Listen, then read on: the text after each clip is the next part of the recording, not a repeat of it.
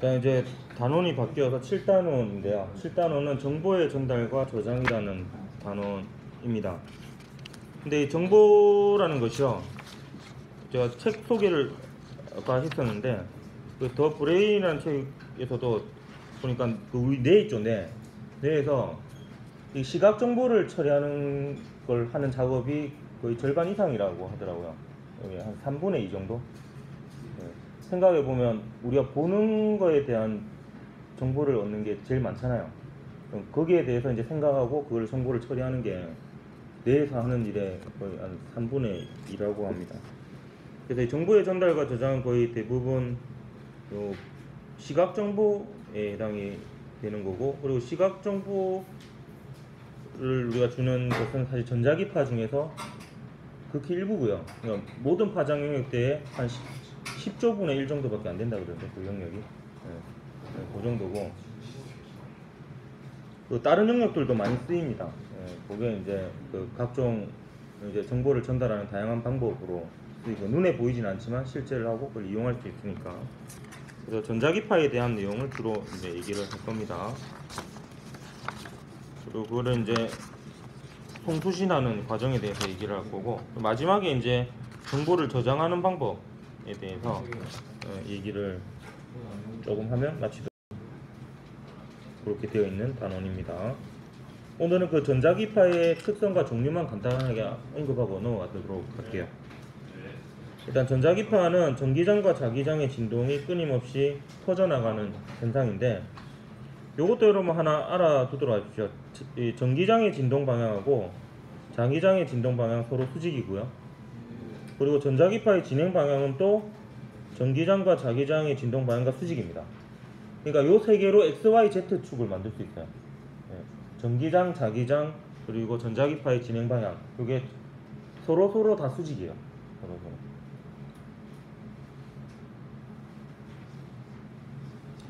그래서 이 전자기파의 진행 방향하고 전기장과 자기장의 진동 방향이 수직이기 때문에 이 전자기파를 횡파로 분류를 합니다. 가로파라고도 하고요. 이거 몰라도 되는데, 여러분 어차피 대학 가면 배울 수도 있으니까 오른손을 이용해 가지고요, 오른손을 이용해서 그 전기장에서 자기장 쪽으로 얘를 종이를 접는다 생각하고 접어보면 엄지가 향하는 방향이 전자기파의 진행 방향이 됩니다. 그래서 그림이 보면 커트로 그려진 것들이 아니에요. 보면 다 그렇게 맞춰서 그려져 있습니다. 그러니까 요 방향에서 요 방향으로 오른손으로 딱 접으면 엄지가 향하는 방향이 전자기파의 방향이 돼요. 여기서는 이제 요 방향에서 요 방향으로 접으면 역시 엄지가 이쪽을 향하죠. 방금 말한 건 까먹어도 됩니다. 근데 요 세 개가 서로 수직이라는 건 알아두면 좋아요. 그리고 전기장, 자기장 중에서 전기장의 에너지가 훨씬 더 큽니다. 자기장보다. 그래서 보통 전자기파의 진동 방향이라고 하면 전기장의 진동 방향을 얘기합니다. 보통은. 그리고 진공에서의 빛의 속력은요, 이것도 여러분 상식적으로 좀 기억을 하십시오. 3억입니다. 3억. 3억 미터 퍼 세크. 그래서 제가 그냥 우스갯소리로 그 아파트 한 채 값으로 기억해라, 뭐 이렇게 얘기를 하는데요. 3억 미터 퍼 세크.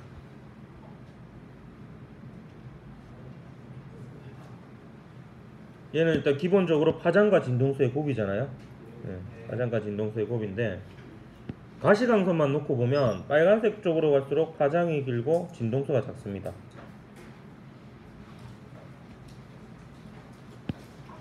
파란색 쪽, 보라색 쪽으로 갈수록 파장은 짧고 진동수는 큽니다. 곱은 똑같겠죠, 진공에서. 속력은 같으니까. 요거 여러분 기억해야 됩니다. 이거 외워야 됩니다. 빨주노초 파란보 중에서 빨간색 쪽이 파장이 길고 진동수가 작고요, 파란색 쪽이 파장이 짧고 진동수가 큽니다.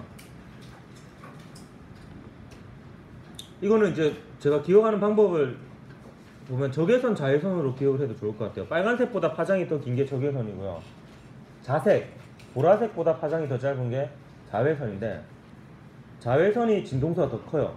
그래서 에너지가 더 크죠. 그래서 살균을 합니다. 근데 적외선은 이제 살균은 아니죠. 좀 더 따뜻한 느낌이죠. 그래서 안과에 가도 이제 적외선으로 안마를 하고요. 적외선이 이제 뭔가 따뜻한 요런 그냥 그게 이제 살균하는 것보다는 에너지가 더 작겠죠. 예, 그래서 그런 느낌으로 좀 기억을 하고, 그다음 각종 경고등은 빨간색으로 표현하잖아요. 빨간색이 이제 파장이 길어서 회절이 더 상대적으로 더 잘 되고 더 잘 뻗어 나갈 수 있다. 약간 그 사실 아주 정확한 표현은 아니지만 약간 그런 느낌으로 또 기억을 해도 괜찮습니다. 이 전자기파의 종류와 이용은요, 물리에서 몇 안 되는 외워야 되는 그냥 그런 부분이에요. 그냥 외워야 되는. 예. 그래서 파장에 따라서 혹은 진동수에 따라서 이 순서도 여러분이 기억을 해야 되는데, 일단 가시광선을 저는 항상 기준으로 잡습니다.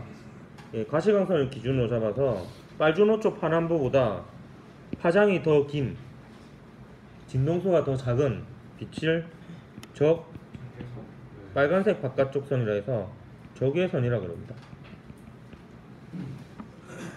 반면에 가시광선보다 파장이 짧고 진동수가 더 큰 빛을 자색 바깥쪽 선, 그래서 자외선이라고 하고요. 쓰임을 여러분 기억해야 됩니다. 적외선은 광통신에 이용되고요. 나중에 전반사에 대해서 얘기하는데 그 광케이블 안에서 주로 쓰는 빛이 적외선이고, 각종 센서에 이용이 되고요. 열감지, 온도계, 카메라 이런 데 쓰입니다. 왜냐하면 모든 온도를 가진 물체에서는 전자기파가 나옵니다. 근데 사람의 체온 정도면 적외선이 나와요. 사람의 체온 정도면 적외선이 나와서 우리 눈에는 보이지 않지만 어두운 곳에서 사람이 있으면 이제 열을 감지할 수 있죠. 그리고 이제 공항 같은 곳에서 이제 그 질병 같은 경우 이제 뭔가 전염병이 돌고 있다, 사스 이런 거 예전에 사태가 있었을 때 공항에 열감지 카메라 설치했었습니다. 그래서 이제 바로바로 이제 체온을 측정해가지고 이제 체온이 높은 사람은 일단 추가 검사를 하는 거죠. 여기 이제 적외선을 이용하는 거고, 그 다음에 여기는 안 적혀 있지만 리모컨 있죠. 리모컨, TV 리모컨, 적외선을 쏩니다. 그래서 여러분이 그 TV 리모컨 앞에 있는 그 LED를 이렇게 버튼을 누른 상태에서 보면 눈으로는 그게 안 보여요. 적외선이니까, 우리 눈에 보이지 않는 광선이니까. 근데 이거를 휴대폰 카메라로 보면은 보이기도 합니다. 왜냐면 휴대폰 카메라는 가시광선만 감지하는 게 아니라 일부 적외선과 자외선까지 감지를 할 수도 있어요. 그럼 그게 이제 전기 신호로 바뀌어서 다시 영상 신호로 바뀌면 우리 눈에 보이는 거죠. 네. 그다음 자외선은 살균할 때 이용되거나, 그래서 여러분 그 음식점에 가면은 그 보라색 빛 나오는 거 수저통 있죠.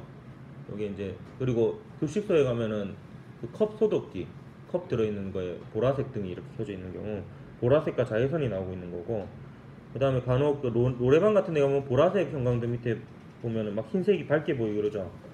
여기 이제 그 위조 지폐 검사할 때 자외선이 쓰이기도 합니다. 이 자외선이 형광물질에 닿게 되면 형광물질이 자외선을 흡수해서 에너지 준위를 2단계 올라갑니다. 그러면서 이제 2단계를 한꺼번에 내려오는 게 아니라 차례로 한 단계 한 단계 이렇게 내려오면서 흡수한 빛보다는 진동수가 더 작은 빛을 내놓게 돼요. 그래서 자외선을 흡수해서 가시광선을 내놓아서 눈에 이제 그 자외선 형광물질을 눈에는 보이지 않지만 형광물질을 지폐에다가 발라놓은 부분이 있거든요. 그 부분이 이제 자외선 등을 비추면 안 보이던 게 보이게 됩니다. 그게 이제 위조 지폐를 검사하는 데 사용되는 거고. 그 다음에 여러분 대략 이렇게 기억하십시오. 가시광선보다 파장이 긴 녀석들은요, 파장이 길면 회절이 잘 되죠. 그래서 각종 통신에 일단 이용이 됩니다. 그리고 가시광선보다 파장이 짧으면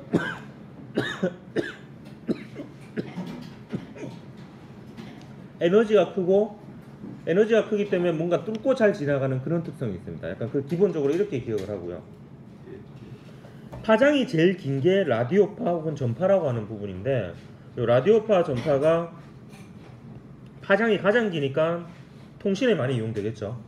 그래서 각종 무선 통신, 방송, TV, 공중파 할 때 그 공중파도 전파입니다. 그 휴대전화도 전파를 씁니다. 전파 영역 때 마이크로파의 일부 영역이랑 라디오파를 휴대전화가 쓰고요. 그다음 RFID 나중에 배우는데 이게 라디오 프리퀀시 아이덴티피케이션입니다. 이게 라디오파를 이용한 식별 장치, 개인 식별 장치라는 뜻이죠. 라디오 프리퀀시 이렇게 외우면 돼요. 라디오파. 그다음 요 사이에 있는 게 요게 아마 제일 저도 요게 항상 기억이 위치가 제일 헷갈렸었어요. 마이크로파에서 마이크로가 뭔가 작다는 뜻이잖아요. 근데 이게 파장이 작다는 뜻이 아니고 진동수가 작다는 뜻입니다. 마이크로가. 마이크로웨이브 오븐이 전자레인지죠. 예. 이게 2.45GHz의 진동수를 이용하는데 얘가 물의 공명 진동수입니다. 그래서 전자레인지를 처음으로 발견한 사람이 누구냐면 군인이에요. 군인. 그 레이더 기지에 있는 군인이 발견했어요. 레이더에서 쓰는 파 중에 일부가 요용력대가 있었던 거예요. 그래서 어느 날 이제 추운 날이었는데 옆에 놔뒀던 초콜릿이 녹아 있었던 거야. 왜 녹았지라고 이제 막 추적하다가 결국에 이제 이걸 발견하게 됩니다. 그래가지고 이제 물의 공명 진동수가 얼마인지를 알아내서 이제 물을 공명시켜가지고 음식물을 데우는 거예요. 그래서 여러분이 그 피자 같은 거 좀 이게 식어가지고 마른 거 있잖아요. 그거를 데울 때 잘 안 데워지는 경우가 있어요. 왜냐면 수분이 작아가지고. 그런 경우에는 이제 물을 살짝 뿌리거나 물컵을 같이 넣고 돌리면은 촉촉하게 이렇게 따뜻하게 됩니다. 그래서 일단 기본적으로 수분을 함유한 음식물이어야지 잘 데워집니다. 전자레인지는. 또 레이더나 위성통신, 그래서 마이크로파는 파장이 좀 더 짧거든요. 전파보다는. 그래서 조금 더 고급 통신에 쓰인다. 뭐 약간 이런 느낌으로 여러분 기억을 하면 되겠습니다. 레이더, 위성통신. 그 다음에 자외선보다 진동수가 더 크고 파장이 짧은 게 X선인데요. 렌트겐이 발견했는데 이게 왜 X선이었냐면 뭔지 모르겠다라고 해서 X라는 이름을 붙인 거예요. 미지수 X선인데 요게 이제 그 유명한 사진 있잖아요. 손뼈 사진. 그게 렌트겐의 와이프 사진이라고 하거든요. 얘는 투과력이 있어가지고 피부 정도는 통과하고 뼈는 통과를 못해서 뼈 사진을 찍는데 활용이 되고, 그 다음에 그 공항에 보면은 그 캐리어 검사하는 거 있죠. 그게 X선을 이용합니다. 감마선이 진동수가 제일 커요. 요게 에너지가 제일 크겠죠. 광자 한 개의 에너지가 HF니까.